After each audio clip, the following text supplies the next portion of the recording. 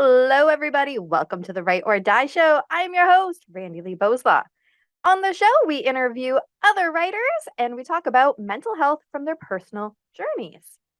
If you have not already hit that like and subscribe button, go ahead, do that now so that you never miss an episode. Today with us, we have Marsha Vanwynsberghe. Hello. Hello, how are you? I am pretty good. So, for everybody watching right now, this is take two because last week we tried and it failed. My internet just, it was not helping. No, So, but we are so glad that Marsha came back and we can try this again. exactly. This is technology. Podcasters are really at the mercy of there's a lot of things I can do without internet, but podcasting is not one of them. Exactly. Mhm. So, tell us a little bit about who is Marsha. Well, first off, thank you for having me. I'm grateful that we're able to make this work. My name is Marsha Vanwynsberghe, and I am a whole bunch of things. I am a storytelling NLP trainer, a speaker, podcaster, published author. And really, what it comes down to is I am super passionate about the power of our stories, and especially when it comes to our vulnerable stories, learning how to share them, release ourselves from the shame, the guilt, the all the things that hold us stuck in our stories. And we've all walked through really difficult experiences in our life, yet that doesn't have to be our identity. And I think that's the big piece, is really learning how to pull the lessons from that story and find a way to share it so that we are not trapped in the identity of what that story is. And I can speak about that because I walked that path, right? This is the whole piece, is that I walked that exactly. I was a parent who about 12 years ago started to deal with teen substance abuse, came into our life, and it literally was a monster that grew and grew and grew. And I tried everything I could think to stop, fix, manage, control every single aspect of what we were walking through, and nothing was working. And I had to really come to a space with an awful lot of support. I didn't try and do it myself, but navigate a lot of these different emotions and experiences. And no matter where I was turning, back in 2014, 2015, social media was incredibly curated, right? It was like perfection. Look, and I was like, I don't have a clue where I fit in, because this is not what I'm walking in. And I found a way to share a difficult, vulnerable story. And I was scared. I was absolutely scared. But in the process, I found so many people who were like, wait, that's my story too. Like, you're walking that too. And it really showed me how connected we are by our experiences, our emotions, our stories that we're walking through. And it just became a fuel that helped me to heal, and also gave me more power to share my voice and my message and my story. And it's led me to doing the work that I do today, which is, I couldn't have even predicted it if it was, this is the thing, is that we walk through experiences that we get to decide the meaning that we give them, and we get to decide what we do with them. And I chose to do something impactful with my story, and it helped me in ways that I couldn't have even imagined. I need to steal your quote that we get to choose what they mean. I have so much to say on that one, but yes. Yep, I have now stolen that quote Good. because I love it. Oh my goodness, as soon as you said that, I was like, because that's kind of what I do with my books too. So, I started with just some poetry about mental health, and then I really dug deep and decided what my experiences were going to mean to me, and kept going and, wrote about my kid with autism, about my depression, about my brother and substance abuse, and ultimately his death from that. So let's kind of dig into this substance abuse a little bit more, if you're okay with it. Yep. Yep. Um, and hopefully help some other people that are, like you said, walking down that same path going, I have no idea. Because I know when my mom first, when my let me backtrack my thoughts. Well, I know when my brother first got into it, he was a teen, and my mom, she had no idea. And social media wasn't even a thing back then. No. We didn't even have the internet in my house at that time. Like, Mhm. a couple of my friends did. I'm not that old that I'm pre-internet, but we specifically didn't in our house. Um, so it was like, where do we go? And it wasn't written in the big encyclopedias we had. Like my mom had, I don't know, Same. probably 20, what, like the big pack of all the Yep. encyclopedia books. Yeah, substance abuse wasn't in there. Like, you couldn't just go and pick it up. And, oh, it's going to be about. So, how were you feeling at that time? How did you find out? Let's dive in. Yeah. Well, thank you for sharing all that. And I think this is really part of the evolution that we've come through is, I can relate to your mom and an era and a time. And one of the things that actually happened during that time, this is a pretty big paintbrush to paint it with, but I just want to share that, during those times, we never talked about difficult things. We never talked about struggles. Like it was like, don't you dare show anyone because that's weakness. And it's not, but that's how we were raised. And that's what we knew. And so when 100%, you said you were painting that brush. 100% painted across it wide amount of homes and societies. Oh, it's like I mean, we had our very fair share of challenges growing up. And it's like, I just remember it's like you put your smile on, you say nothing. And I'm like, oh, okay. Like I don't, I even experienced something when I was younger that was horrific. And it was when we went through it at the time, it was very much at the end of the day, it was like, we'll never talk about this again. And I'm like, oh, okay. Like it's just this whole shame piece. Everything was shameful.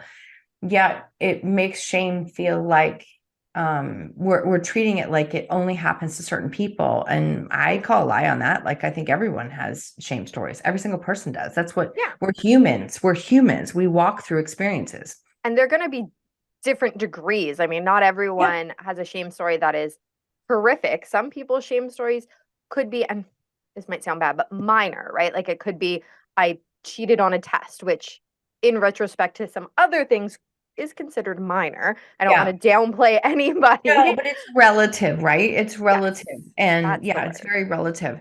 And so for us during this time and I think this is just really important to share. Like one of the reasons I found myself wanting to share is that we didn't look like what a family typically you thought looked like who was struggling through this. And I'm just going to say it. And so that was all the more reason that if we're going to change the image and the impression of who is impacted by this, then it's time that we start talking.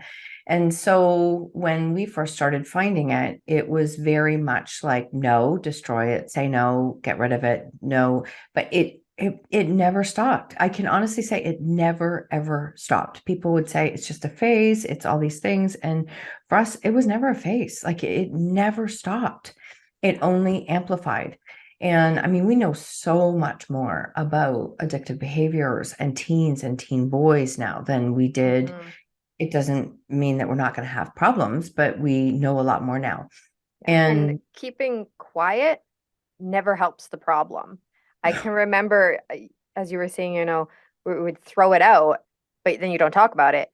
I remember my mom this one time vividly. So my brother's 4 years older than me. So my memories are, not solid because he's 14, I'm 10. Mhm, But I mhm, remember this one time, my brother was out with his friends, my mom was cleaning up, and my brother had left a bong just hanging out in the living room. My mom yep, took it and it was glass. My mom took it, put it in a plastic bag, and smashed it on the ground. I've done that. Yep. Yep. And I always thought, oh, that's really smart. Put it in the bag first, but smashed on Yeah, the but it ground. broke through the bag. But yes, yes, I've done that. Ours did not. I don't think. Um, my brother had totally, obviously freaked out after because it broke. Mom was like, oh, the cat's knocked it over Oh because no, I you said I broke didn't. it. Well, I think eventually she started to, but this was one of the earlier times when she was Yep. trying to keep that don't talk about it thing. If I just get rid of it, it's gone. Mhm. Um, yeah, exactly. So I want people to know that, your story, I can relate so much, and I'm sure other people can too. Well, and thank you for sharing that. I think this is the important thing. Like I mean, I have my own podcast. I have been on probably 100 podcasts in the last like 9, 12 months. probably had close to like 800 to 1,000 conversations. And it's not 6 degrees of separation. It's like two. It's like 2 degrees. I mean, everywhere I go, it's either the person I'm talking to or it's like one person removed. We are all affected by this. Like we are all affected by this in one way, shape, or another. So yeah, and it was, I think it's just to paint an even clearer picture, we went through so much criticism, judgment, shame, like, I mean, hurtful comments, and from even people closest to us, because it was like, why don't you do something? And I'm like, I'm doing every single thing I could think to do. Like, I don't know what else to do. And so it was a very, as my husband says, it's not, it didn't just affect the kids, it affected all of us, right? It's a family disease. It is. Yeah. It definitely is. And that was the case. I mean, our lives became very, very small and isolating. We didn't go very far. We didn't have a lot of safe places to go. And I think to paint an even different picture, when people work a full-time job and they go home on the weekends and on holidays, that's when they get to put their feet up. I dreaded those times. They were the worst times ever. They were the worst. Like, it's problems don't happen from 9 to 5. They happen from like 5 p.m. till like, 5 a.m. Yeah. And so on top of that, we had it's really fair to say, like, I feel like we didn't sleep for years. I really don't feel like we lived on edge, and it affected every aspect of our lives, my mental health, my physical health, my emotions, my energy, my, like theirs. And it was so hard to explain. But we both decided, we were turning over every rock that we could find. And so we were in parent support groups. I was open with my doctors. I was open with schools. I was very open and honest with what was happening. I was not the person there going, nope, not my kids. I'm like, no, this is actually what's happening. Wow. Like, And that's mhm, very uncommon for that time mhm, frame. I think it's a very, little bit more open now, but there's definitely still that sense of shame of, well, if my kid is doing this, I did something wrong as a parent, so I don't want other people to know. There's oh yeah, definitely still that happening, oh yeah, but the more we can be honest, the more we can talk about it, the I mean, first off, the more mental health, like the better our mental health will be because you're not hiding it, but right. that's when other people can try to help. Yes. And I think the thing is that most people are so afraid to speak up because of like fear of judgment, fear of criticism. I have a lot of thoughts on that. And I mean, I walked that, so I get it. I had a friend come to my door one day and literally tear me apart for not doing enough, like right to my face. But it was okay, because in a sense, I want to share that was a moment where when I heard her words, I had this, I call it out of body, whatever you want to call it, higher self. I had this moment where I was like, Marcia, you've already said all those things to yourself. Like, you're already saying those words to yourself. So why are you giving this person so much power over you when you're doing that to yourself already? And that was a moment where I was like, okay, their words don't have power anymore because I'm the one that's beating myself up. And that really helped me to learn how to navigate some of that. And during those years, I remember I kept saying over and over, no one's talking about these things. No one's talking about these things.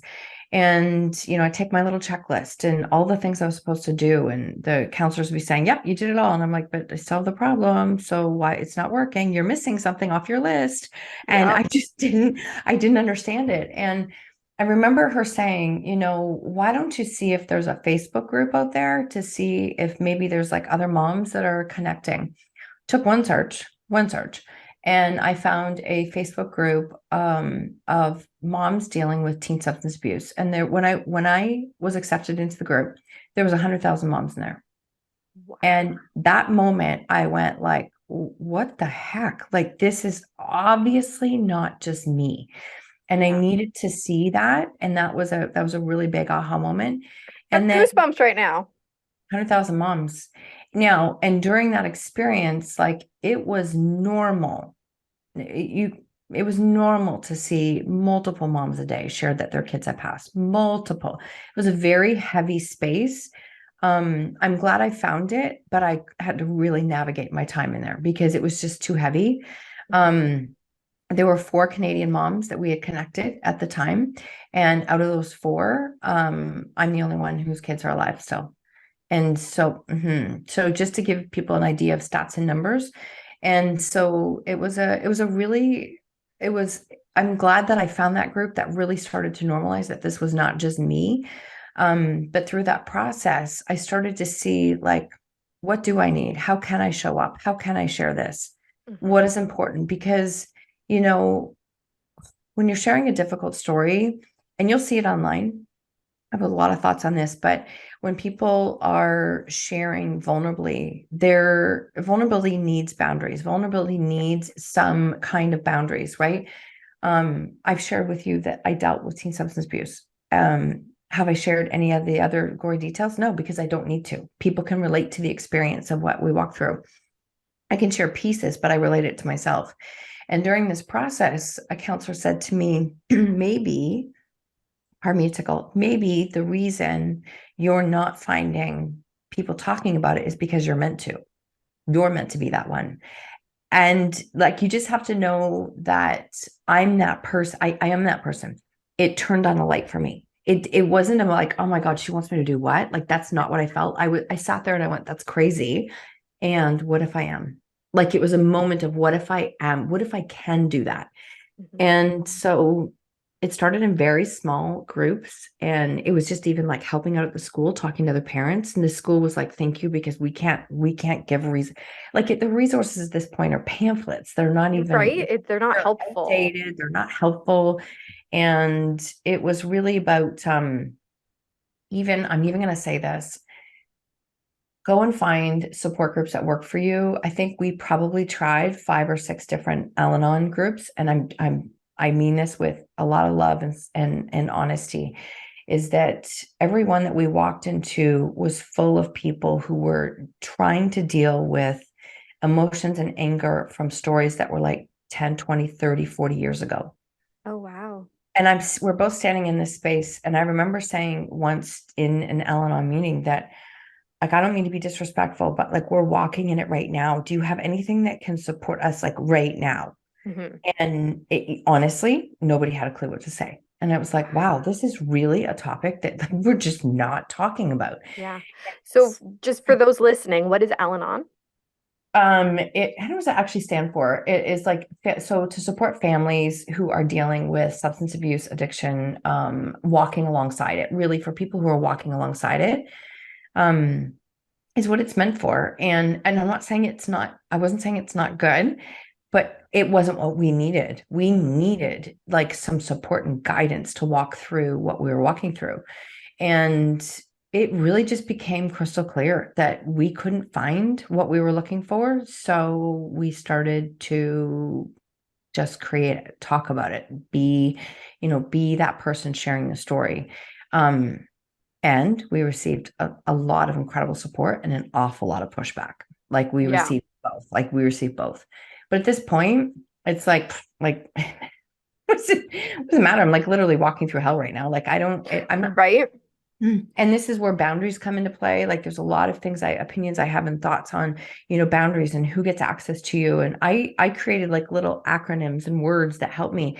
And I had this concept of inner circle, and my inner circle was super, super small, which is not a bad thing anyways, but it was very small and who had access to me.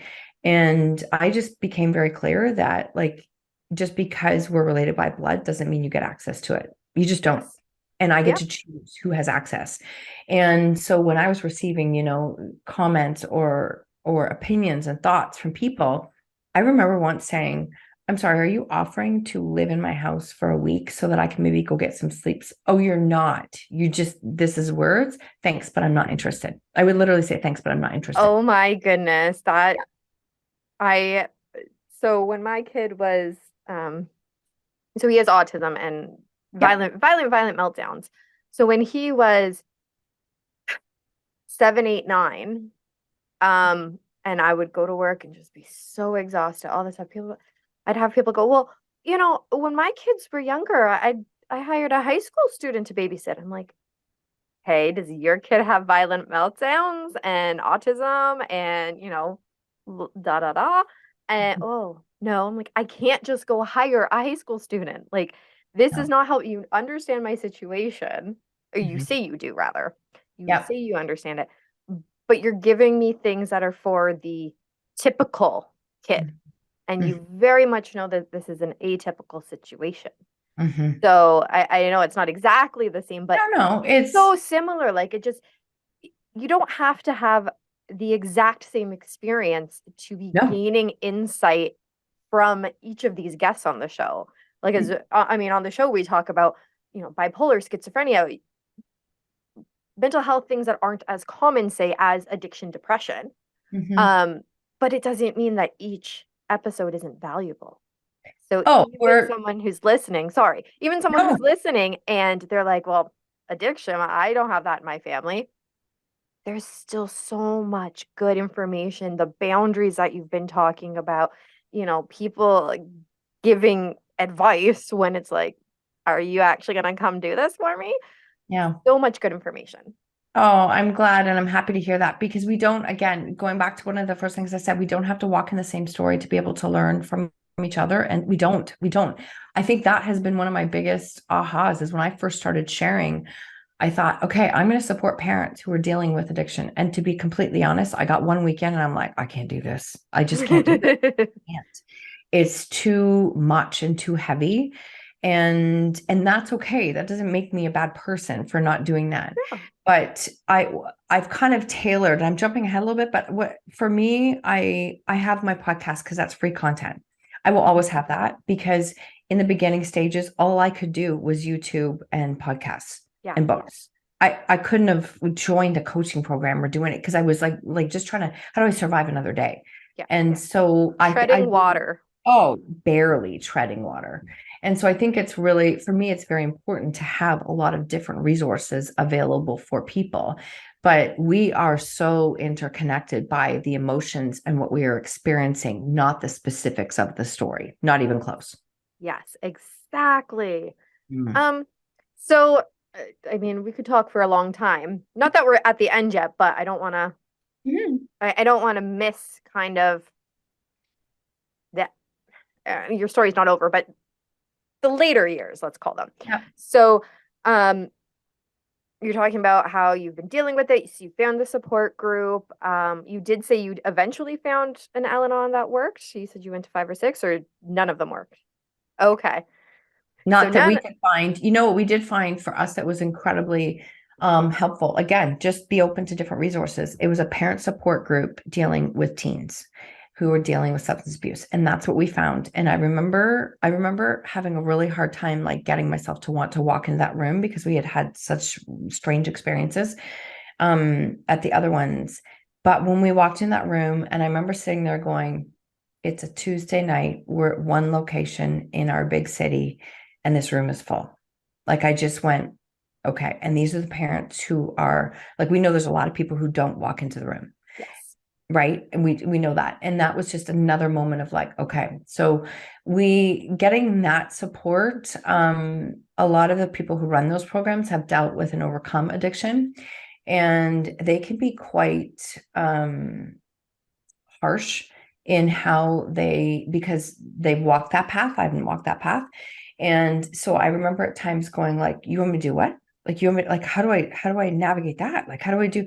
So it was another learning curve and step to be able to navigate that. As I said, I'm walking around with my checklist of all the things I'm supposed to do. And I'm like the proud mom trying to redeem herself, saying, I did everything you asked me to, and all my boxes are checked. And they're like, yeah, but it's yeah, you did a good job. And I'm like, but no, we still have the problem. I don't understand what I'm supposed to do next. And they're like, because it's not your problem to solve. As a mom, that is not what you want to hear. It's not what Mm-hmm. you want to hear. But it was true. It was true, because really what comes down is that the choices that were being made were outside of my control. Yes. I was trying to own choices that weren't mine to make. And I was trying to force them to make different choices. And it just wasn't working. And so a big turning point for me was when the counselor said, like, you need to be a springboard so that if they come back to you, you could support them, because right now you can't even support yourself. And for some people that might sound harsh. I'm that person. I needed to hear that. Yeah. And I was like, she's right. She's totally right. And so it started to become a space of building and building and building. How can I get stronger? How can I listen to what I need? What is my choice? What can I own? What can I take responsibility for? And it sounds like it was fast. It wasn't. It was like stacking little tiny wins on top of each other for a few years before I started to feel like, okay, we're getting past the point of surviving. There's hope of thriving now. Like it took a long time to figure out how to survive when you're walking through a difficult story like this. Yeah, it's not going to happen in days. It's not going to happen in months. Like it's No, going to take no. a very long time. Mm-hmm. So did they ever come back to you and you got to Yep. be that springboard off? Yes. And it's interesting because they've both come back in different ways in their own time. And it's been beautiful to watch because in a lot of ways, in a lot of ways, we've rebuilt an even better relationship than we had before. And if somebody who's listening now says, and I've had this comment many times, well, that's easy for you because you didn't lose them. I've had people say that it's easy for you. And I want you to know that we did lose them because I had to walk away from who they were and with no guarantee of what was going to happen, and who they are now. Their experiences have shaped them just like mine has shaped me. They're different people than they were years ago. And they've had to grow up in very different ways. They both have, their own different challenges. They both have their own different experiences. And even if we had never walked through this, that's still what has to happen as a parent. You still have to let them go make some choices and mistakes on their own, even though it's really hard. I know if you're listening to this, you're like, but I don't want to do that. And, for the longest time, they talked about helicopter parents, just trying to micromanage all the pieces to make sure that they stay safe. But in our time, what they were calling it was lawnmower parents, and lawnmower parents would go in and like basically, wait, let me get rid of every single obstacle before you even have a chance to walk through.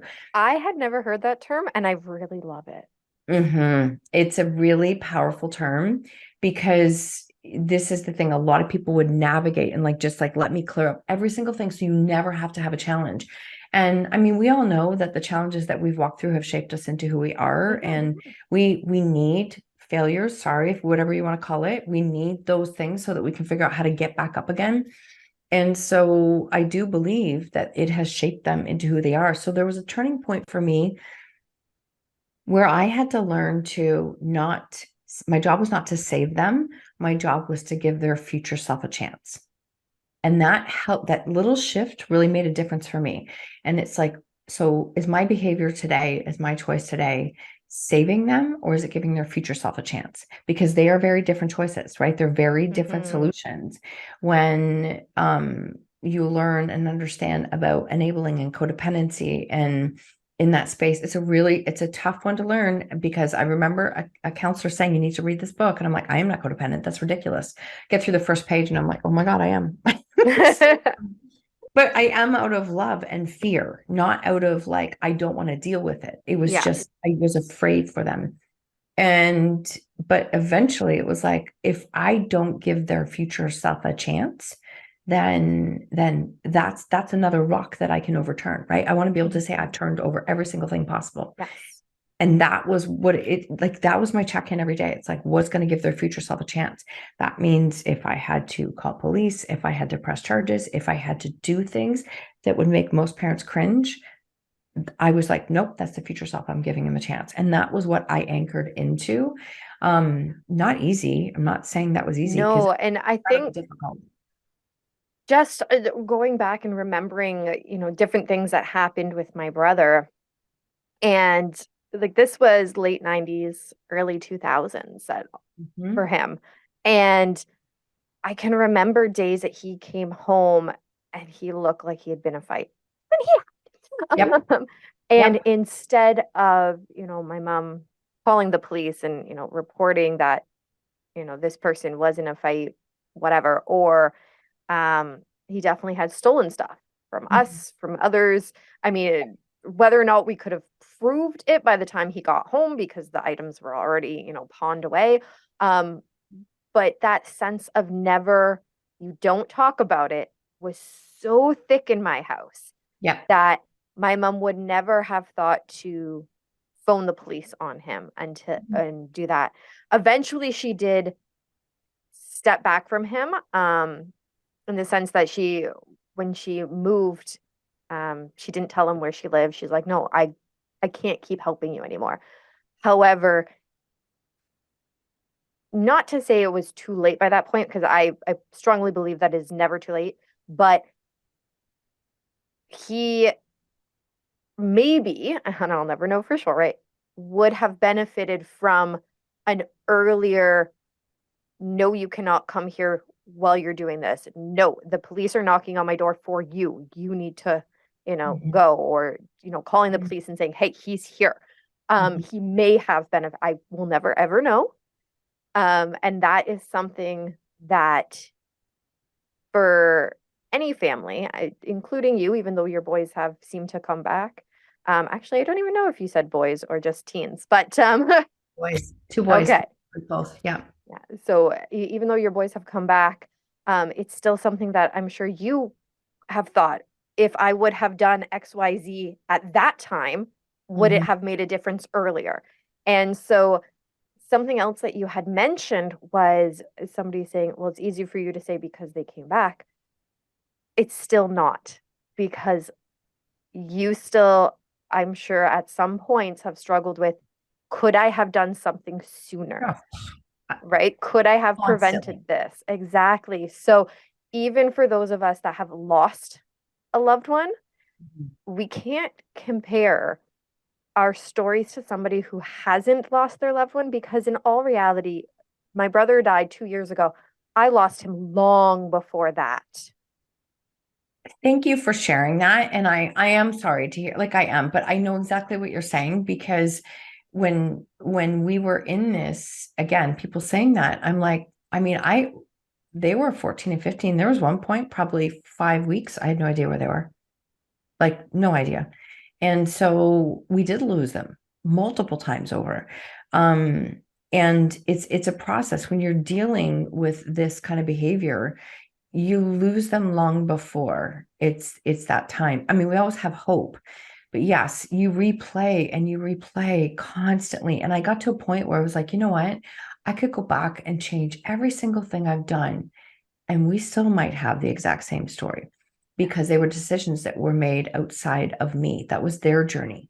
They for whatever reason, whatever you believe in, I believe like this was their journey to walk through, and this was my journey to walk through. And through that process, like it's allowed me to make some meaning of it and do something Hmm. with it. But I spent tremendous amount of energy, time, resources replaying every scenario and trying to figure it out. So Yeah. I think it's just to wrap that piece that you've said. Um, we're all walking through stuff. We all have different stories. And I think that the comparison piece or the judgment piece, like we don't need to be doing that to each other because we're all walking through it in some way, shape, or form. And like I said, I've had some people say, like, it's just easier for you. And I'm like, you know what? You don't know what I walk in. Hmm. And I mean, I feel terrible saying that because yeah, they are still here. And I also know that I can't control whatever happens in the future. Yeah. And the thing with addiction is, and I'm trying to remember the stat. I read this book quite a long time ago. I can't remember the stat, but it was something like 5 to 7 times people had to try to quit before it stuck.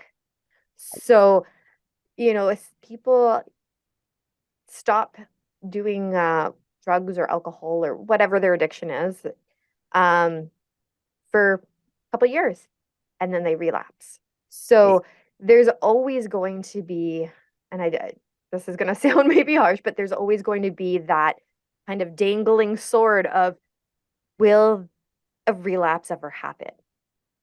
Yes, and I think that I'm glad that you said that because I've had people say, what are you going to do if the shoe drops? Like, what are you going to do? And I'm like, well, when that shoe drops, I'm going to pick it up.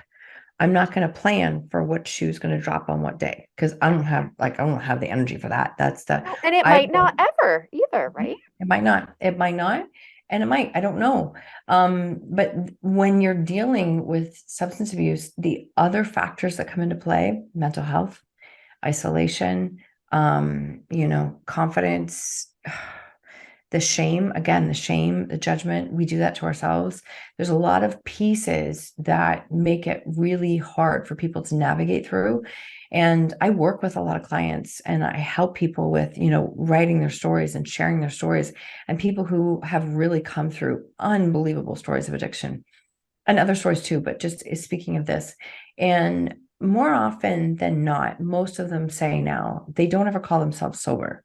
They don't. Like, this is because the more they treat it is that they have overcome it and it's not a problem. It's almost like when you're letting that beast back in. It's Yeah, like you're always in an active recovery. Like you are actively participating in your sobriety. It's not just done, right? It's yeah, not just done. So I think that's a really important piece, is that, I mean, even if we're not dealing with that, we all walk through incredibly difficult challenges. What coping mechanisms do we have to deal with them? How do we deal with them? I watched a number of very close friends' marriages end over the pandemic, just done, like gone. And it was like, well, all of a sudden, when all of the veils were gone and we had to be in each other's space 24/7, it was like, I don't want this. The things that we hide from, they eventually come to the surface. So we're all walking through a lot of different challenges, and I don't think anybody is immune to doing this. So the more we build our own toolboxes, our own resources, our own mechanisms to support ourselves, are only going to help. exactly. So with that in mind, what would be your favorite or best tip that you can give to others? For if you're a person who is watching others in this situation, Yeah, let's go with that because that's what this main conversation has been. yeah. I think that it comes down to, I'm going to follow my gut here, is that the first thing, if you see yourself as a victim of your story, you're going to be forever stuck in your story. And so I say that with love because I spent a lot of years in a victim mindset. So if you keep yourself as a victim of your story, you're going to stay in that story. And it's really starting to recognize, like, do I want to stay here or do I want to move forward? And so that's the first thing. And the other things is, like, look for where can you get some wins in your day? Like, what are some of the low hanging fruit? I interviewed somebody who said, like, make it so it's so almost impossible to fail. Like, your win's so small that's impossible to fail. And so I started to just stack some of those things. I think for me, one of the biggest things was I started to use the words like what's my choice? Because I was taking responsibility for everyone. And Hmm. when you do that, I remember sitting in a space of being angry and resentful that, like, my life felt like it was falling apart. Like, my health was a mess. I wasn't sleeping. I was going through PTSD. And I 100% blamed it on them. I own that. I own it to a T. I blamed it on them because I didn't ask for this. Like, this isn't my fault. I didn't ask for this. And did that change my situation? No, that doesn't change your situation. And so I had to be in a space of going, okay, what is my choice? What can I take responsibility for? And literally hours, like multiple times a day, every hour, I would be like, okay, wait, that's not my choice. Nope, that's not my choice. That's not my choice. And it would it helped me to reframe and be in a space of letting go and surrendering and knowing that, like, I love you for who you are, but this is your life. If this is what you want for your life, okay. And without shaming them, Yep. because no human will change a behavior if you shame and judge them. We just won't. And so it's like, I love you for who you are, but this is what's okay. This is what's not okay. If you're going to say something, make sure you follow through on it, because they love cracks in the wall. We used to talk there, but like piranhas, sorry, little crack in the wall. And they are like, they go for blood. So do not, like, be so clear on what you is okay and what's not okay. Be willing to follow through, build your resources and start to get some small wins under your belt so that you can start to, stand up and take care of yourself every day. So, people go, I'm not going to want to share my story like you're doing. That's crazy. I don't want to do something like that. You don't have to. But I can tell you, if you let your story be your identity and it keeps you stuck in that situation, you're never going to move forward. You have to find a way to learn to let go of the meaning that you've given that story and start to take responsibility for yourself so that you can own those choices and move forward. And I think that's where change really started to happen. It's like every single day, we are where we are because it's accumulation of the choices that we've made. You might be standing at a point in your life and go, I don't like some of these things I'm looking at. Me either. I don't like some of the things I'm looking at. Yeah. My choices have led me here, which means not that I'm at fault or blame. It's that I am capable of creating change to make that happen. And that is like putting ourselves back in that position is like finding our own personal power again. And as crazy as this sounds, I want this to land that those decisions were exactly what my kids had to do. Yes. I couldn't make that change for them. They had to make those changes. Exactly. Mm-hmm. Yeah. And that's something that's my mom and I talked about a lot, especially right after he had died. My mom was very much guilt ridden, very, and I kept saying his choices led him to where he is now. Mm-hmm. Not your choices, his choices. So, I mean, at the beginning, we couldn't talk about it too much. We definitely talk about it a little bit more now, especially since my book came out. My mom was so against me writing a book about his death at the beginning. And when it finally came out last week, I think it was. Congrats. Thanks. My mom was the one that actually said, so what are we doing for the book launch? I go, I hadn't really thought about it much other than, posting on social media. So it was actually my mom's idea to go to the grave, take some bring the book, put it down with Brandon, take some pictures with it. That was all her. So, at the beginning of it, obviously there's a lot of emotions to work through, and we have to let people work through them, not tell them what they need to do. Let them do what they need to do. Oh, that is so beautiful. Thank you for sharing. And even without you meeting your mom, that's so beautiful that she was able to celebrate that. The work that you're doing by even talking about things like this, that is generation breaking, right? You're breaking generational. Yeah, you are. And that's beautiful because that's exactly what has to happen. You're giving her some freedom to talk about this. And I think that no matter what, as a parent, we carry guilt. It's secondhand. We just carry it because we feel like we're just not doing enough no matter what. Right. Yeah. Always. And so I think that's a big important piece is that, learning how to release that guilt, it's required in order to move forward. It really is. Yeah. Those were all amazing tips too.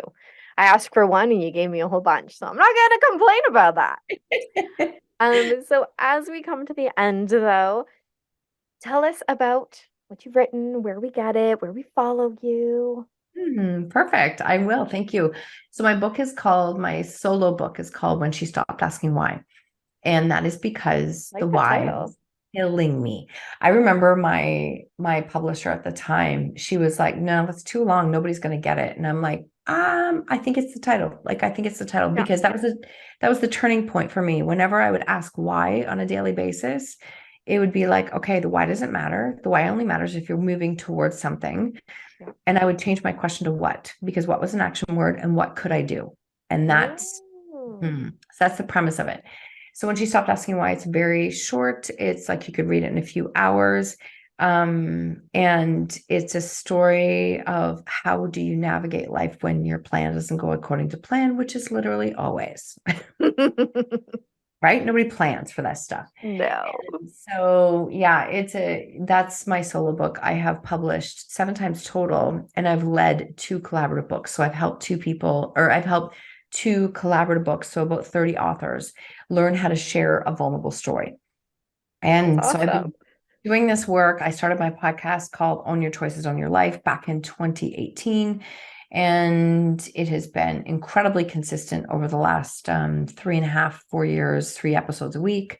So we've recorded like probably close to 650 episodes, but I think we're at 560 right now that we've released. So that's the other podcast. And the work that I do, as we didn't even talk about this, but I'm an NLP trainer. So I help people with like healing from their stories, not And what just does NLP stand for? Yep, great question. Neurolinguistic programming. So neurolinguistic programming is like really the power of our thoughts, our emotions, our identity, what we make that mean. And it came into my life back in 2020 when I all of a sudden had the realization that I had skipped over a lot of stages of healing because I was trying to survive, right? That's literally what I didn't have time to do the work. I just had to figure out a way to survive. And so NLP allowed me to go back into and do a lot of healing work, understanding my subconscious mind, understanding that PTSD I was holding on to, what that looked like. And so now I don't just help people to rewrite their story. I help them to heal from their story, which allows them to write from a very different space and energy too. So that's another piece of what I do, and a whole bunch of things along those lines, but really in the space of working, especially now with authors in how to write and share their vulnerable stories. And we're branching into publishing as well, because I can't, I fought it for a long time. I really did. I resisted it because we'd had so many difficult experiences with publishing. I'm like, oh, I don't know if I want to do this or not. But you know what? At the end of the day, it's where I've been led. It's what I am meant to do. We have a great team of people, and a lot can change in the world when we can learn how to share our vulnerable stories and put them out there. Because I can promise you, every single person is walking through something that you have no idea about. Every single person, you see their glimpse on social media, you see their snippet, you think they're killing it, everything is going perfect, and you are seeing like a 30-second blurb of their day, and they're walking through something. So we all have stories, we all have things that connect us to each other, and I think that we can change a lot by learning how to share those stories. That's amazing. And yes, we can. So where do they follow you? So the easiest way I've made it, because you've heard my name is very long, Yes. is if you go to even Google and you start typing Marsha VNW, it's like 99.99% all me that comes Okay. up. Yeah, one of the benefits Good. of having a long last name, but it's the things that I have put out there. So all of my social media, my website is all Marsha VNW, just to make it super simple. Marsha VNW is there, and the podcast is called Own Your Choices, Own Your Life. All of my books are available on Amazon. And you can connect with me on any of those platforms if that's something that you want to learn how to do, how to share a vulnerable story. And even if you're like, ooh, that sounds really scary, but I don't know where to start. Again, 560 episodes. You can just pick something, and there's content there, because I really do believe in putting free content out there. Yeah, that is amazing. Thank you again so much, Marsha, for coming on the show, for sharing. We've learned so much. I connected so much. I had goosebumps at some points. So it was really good. Thank you, Randy. Honestly, I'm grateful to be here, and I thank you for sharing like your story with us today too. I really do. Yeah. As always, thank you so much for the amazing guests that we have on the show. Be sure to check out their links down in the description below. If you want to support the channel, go ahead and check out our merch store. We've got some very cool things on there. That's my favorite. Sorry, I'm busy ending the stigma. But there's some other very cool designs. 10% of the proceeds always goes back to the Canadian Mental Health Association. Be sure to follow us on Facebook at RV Media, because we have some great new shows coming up, and you never want to miss any of those episodes. And remember, the only way to end the stigma of mental health is to speak openly and honestly. Bye.